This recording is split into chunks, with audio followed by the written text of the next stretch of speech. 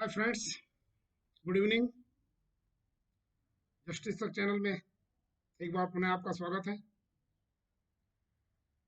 आज हम कुछ अगेन हमारा जो इंग्लिश का लेक्चर था उसको कंटिन्यू करना चाहते थे, मगर एनटीटी के जो अभ्यर्थी हैं जिनके बारे में हम पिछले 1-1.5 साल से वीडियो बना करके और उनको असिस्ट कर रहे हैं, तो उनके मन में अभी भी कुछ भ्रांतियां हैं। सो हम एक एक भ्रांति को आज दूर करने का प्रयास करेंगे। देखिए मित्रों, जो एनसीटीई वाले कैंडिडेट्स थे जिन्होंने सिंगल बेंच में रिट डाली थी, जिसका निर्णय अभी 2 महीने पहले आपके पक्ष में हुआ था, उसके 56 दिन पूरे हो चुके हैं।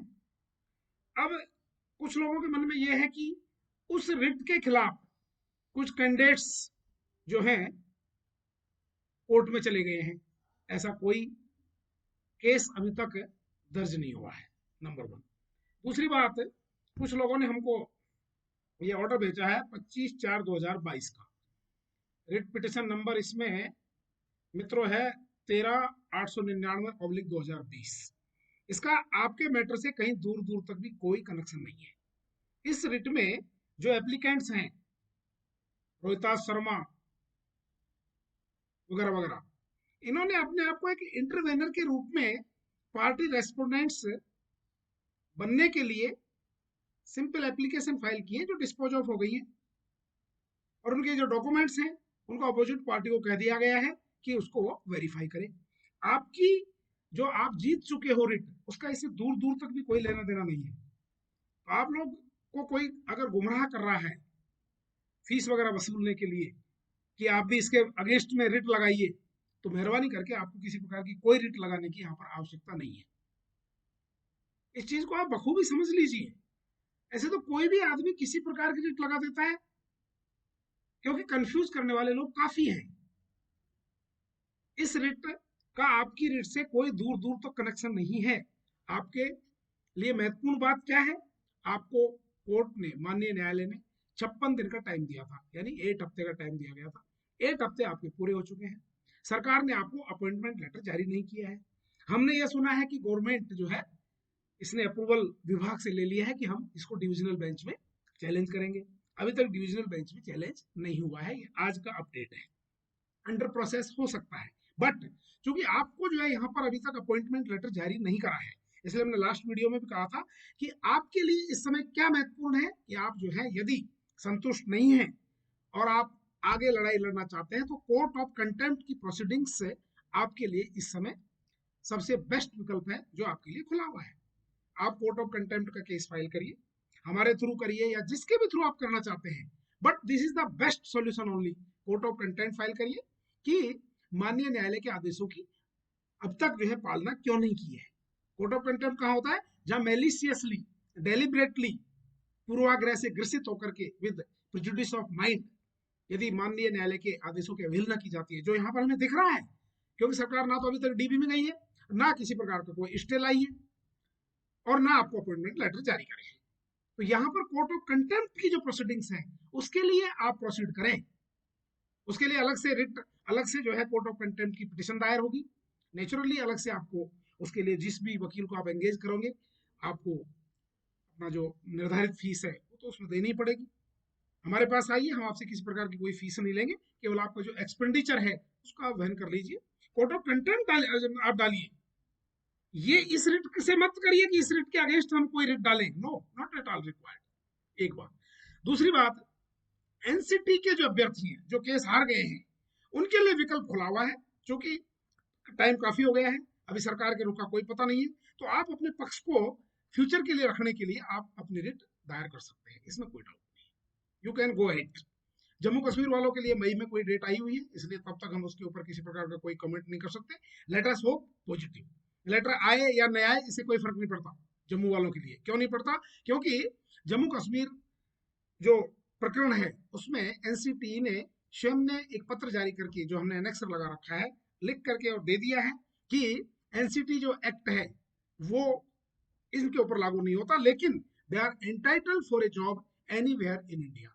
इसलिए आप निश्चित रूप से एलिजिबल हैं, चाहे आपने जम्मू से करिए चाहे कहीं से भी करिए, you are eligible as per NCTE letter itself, जो हम आपको कई बार कह चुके हैं।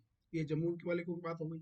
नेक्स्ट पॉइंट उठता है कि जो लोग अभी केस जीते हैं उनके समकक्ष जो हैं, यानी उन्होंने रिट दायर नहीं करी थी लेकिन उनकी जो डिप्लोमा है वो एनसीटीई से मान्यता प्राप्त है, उनके पास में लेटर भी है, सर्टिफिकेट भी है, और वो लोग खुदा न खास्ता रिट दायर नहीं कर पाए थे, चाहे वो ईसीसी कोर्स है, चाहे वो डीपीएससी कोर्स है, चाहे वो पीपीटीसी कोर्स है, but there institutes are approved by the NCTE.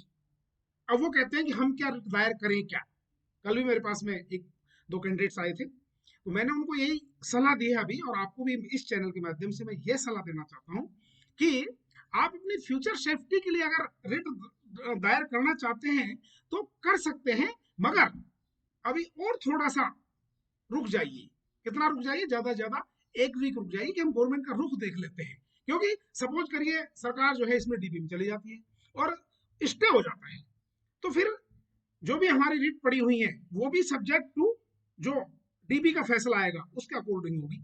मेरी बहुत सी रिट पेंडिंग पड़ी हुई है, कई लोगों की रिट पेंडिंग पड़ी हुई है अभी भी। वो रिट जो है चूंकि हम उनको परस्यू भी करेंगे तो अल्टीमेटली वो ये आएगा कि सरकार डीबी में चली गई है, तो डीबी का जो फैसला आएगा वो ऑटोमेटिक आपके ऊपर भी लागू होगा। मैंने एक बार एक पार्क का एग्जाम्पल दिया था कि पीआईएल दायर की जाती है, 10 लोग पार्क में बैठने के लिए पीआईएल दायर करते हैं, फैसला फेवर में आ जाता है, तो इसका मतलब ये नहीं है कि वो 10 लोग ही उस पार्क में बैठेंगे। Everybody will be entitle to enjoy that parks facility. इसलिए इस एग्जाम्पल से, जो हमने पार्क का एग्जाम्पल दिया है, उससे आप समझिए कि everybody will be entitle to enjoy the facility of the park as per the judgement of the honourable court in the PIL. तो सेम सिचुएशन यहाँ पर लागू होती है। एक रास्ते का एग्जांपल दिया था, उस आम रास्ते से थोड़ी कि जिन लोगों ने 5 लोगों ने एक रिट दायर करी थी वही उस रास्ते से गुजरेंगे। Everybody will enjoy that facility. तो यहाँ पर भी आपके साथ भी, हाँ, अगर सरकार आपको उसके बावजूद भी जिन लोगों ने रिट दायर करी है उनको अपॉइंटमेंट दे देती है, और आपको सपोज करिए आपने एप्लीकेशन दे रखी है, सारी आपने चैनल एडजस्ट कर रखे, फिर भी आपको अपॉइंटमेंट नहीं दिया जाता है, तो उस फैसले को लेकर के और रिट दायर कर दीजिए। बट सेफ साइड के लिए, क्योंकि आप लोग बहुत ज्यादा इस मामले में जो है क्यूरियसिटी रखते हैं, बहुत ज्यादा क्यूरियस हैं, तो आप जो है इसमें 1 हफ्ते बाद में हम आपको बता देंगे कि आप रिट दायर कर सकते हैं या नहीं कर सकते हैं, या करनी चाहिए या आपको नहीं करनी चाहिए। आपकी सेटिस्फेक्शन के लिए यदि सरकार का रुख क्या रहता है उसके बाद में आप डिसीजन ले सकते हैं। हम आपको गाइड कर देंगे कि आपको अभी फिलहाल 2-4 दिन और रुक जाइए, अभी ज्यादा जल्दबाजी मत करिए। और ये जो रिट दायर कर रखी है इनके खिलाफ तो मेहरबानी कर किसी प्रकार की कोई रिट दायर करने की आपको आवश्यकता ही नहीं है। अब अगर सरकार डीबी में जाती है सपोज करिए, तो बहुत से लोग कहते हैं कि हम क्या करेंगे। अरे भाई आपको कुछ नहीं करना है। जिन जिन लोगों ने उस पहले वाले रिट में, जो सिंगल बेंच की रिट है, उसमें जो जो लोग पार्टी है, कम से कम 150-200 जो भी पार्टी है, उन सबको जो है सरकार उसमें पार्टी बनाएगी ऑटोमेटिक। जब सरकार पार्टी बनाएगी तो जो नोटिस जारी होगा उसकी कॉपी आपके यहाँ पर रजिस्टर्ड डाक से माननीय उच्च न्यायालय से आएगी। वो कॉपी देने का काम किसका है? अपोजिट पार्टी का है, हाई कोर्ट में। हाई कोर्ट आपको अपने कवरिंग लेटर के साथ में, नोटिस के साथ में, जिसे कहते हैं नोटिस के साथ में आपके घर पे आएगा, वो आपका फ्रेश कॉज होगा। उस नोटिस को लेकर के आप जो भी एडवोकेट करना चाहते हैं यू विल बी फ्री। उस कंडीशन में आप एडवोकेट चेंज करना चाहते हैं तो आप पुराने एडवोकेट से अपनी फाइल ले लीजिए। एडवोकेट को जब आप पूरी फीस दे देते हो तो वो फाइल आपकी हो जाती है। यू आर, हाँ, एक चीज हम बता देते हैं, बहुत से कैंडिडेट्स को ये डाउट है कि हम एडवोकेट को कैसे कहें कि हमारी फाइल, ये आपका राइट है, कैसे हम आपकी अपनी फाइल को लें, ये आपका राइट है। आप जो भी चाहें, जिससे भी चाहें लीगल एड लेने के लिए यू आर फ्री। आप अपनी जो भी निर्धारित फीस आपने फिक्स करी है उसको आप पेमेंट करिए एंड देन आप अपनी फाइल ले लीजिए। It is as simple as very very easy process. आपको पता नहीं है इसलिए आप लोग थोड़े घबरा जाते हैं या डर जाते हैं। तो जब आपका नोटिस आ जाएगा तब आपका फ्रेश कॉज ऑफ एक्शन शुरू होगा। तब आप किसी भी एडवोकेट को, आपको as a new cause of action आपको एंगेज करना पड़ेगा, नया वकालतनामा लगेगा, फिर उसको आपको उसका जवाब देना पड़ेगा। जवाब पे गवर्नमेंट जो है आपका जो है काउंटर रिप्लाई देगी। उस काउंटर रिप्लाई के ऊपर आप भी अगर देना चाहते हो तो आप भी दे सकते हो उसके ऊपर किसी प्रकार का रिजोइंडर वगैरह, whatever it be, additional affidavit के माध्यम से। तो अभी आप शांत रहें, तेल देखें और तेल की धार देखें, बस कुछ दिन की बात है, अभी फैसला हो जाएगा। फिर भी चूंकि 1 वीक से ज्यादा टाइम व्यतीत हो चुका है, 56 दिन से, इसलिए हम आपको एडवाइस करेंगे कि आप जो है कोर्ट ऑफ कंटेम्प्ट की प्रोसीडिंग्स डेफिनेटली जारी कर दें। इससे क्या होगा, गवर्नमेंट के ऊपर प्रेशर आएगा, और गवर्नमेंट के ऊपर प्रेशर आएगा तो आपको अपॉइंटमेंट लेटर जारी करेंगे या तो फटाफट स्टे लेके आएंगे। तो मैं नहीं समझता कि इस प्रकार में किसी प्रकार कोई स्टे मिल जाएगा, क्योंकि जो सिंगल बेंच का जजमेंट है वो काफी अच्छा है, काफी फेवरेबल है। केवल एक इश्यू को लेकर के सरकार जा रही है, इसमें एंटिटी नहीं लिखा हुआ है, इट्स इमेटेरियल, वो नॉमिन कल्चर का डिफरेंट है केवल, और कुछ नहीं है। जो डिफरेंस आया तो नाम का डिफरेंस है, अलग अलग समय पर उसके नाम जो है वो अलग लग रहे हैं, वो कोई चिंता का विषय नहीं है। हो सकता है एडमिनिस्ट्रेटिव स्टेज पर ही ये खारिज हो जाए। और एक चीज और बता देते हैं, जिन लोगों ने कैवियट दायर कर रखी है, 90 डेज के बाद में वो कैवियट जो होती है वो इनफ्रक्चुअस हो जाती है, इसलिए 90 डेज के बाद में आपको दोबारा से कैवियट लगानी पड़ेगी। अभी 90 डेज नहीं हुए हैं, अभी तो मुश्किल से 50 दिन हुए हैं। सो किसी प्रकार की भ्रांति में, कंफ्यूजन में रहने की कोई आवश्यकता नहीं है। यही इसीलिए हमने ये वीडियो के माध्यम से सोचा कि आप लोग किसी बहकावे में या चीटिंग का या किसी प्रकार के फ्रॉड का शिकार न हो जाए, क्योंकि हम जानते हैं कि पैसे कैसे आप लोगों के पास में आते हैं। गरीब लोग हैं, गांव के लोग हैं, अभी आप लोग एम्प्लॉयड भी नहीं है, पेरेंट्स से पैसे लेकर के आते हैं। तो मेरी ड्यूटी बनती है इस चैनल के माध्यम से, I should guide you properly, independently. कल मेरे पास में कई कैंडिडेट्स आए थे, मैंने रिट कोई दूसरा कैंडिडेट होता कोई भी तो XYZ फीस लेकर के रिट दायर कर सकता था, बट मैंने अपना मॉरल समझा, और मॉरल समझ करके और मैंने उनको प्रॉपर गाइड किया कि अभी 2-3 दिन आप रुक जाइए। मैंने उनके डॉक्यूमेंट ले लिए, उसके बाद में हम जो है उनको सलाह देंगे, आपको भी सलाह देंगे सभी लोगों को। मेहरबानी करके please have patience, be cool, this the time, but again I am advising to file a contempt petition.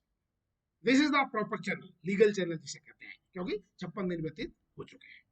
Anyway, all the best, nice day, please subscribe my channel and video को कृपया पूरा देखने का प्रयास करें। लंबा जरूर है, लेकिन हम आपके भले के लिए ही ये लेक्चर आपको दिया है, गाइडेंस दिया है।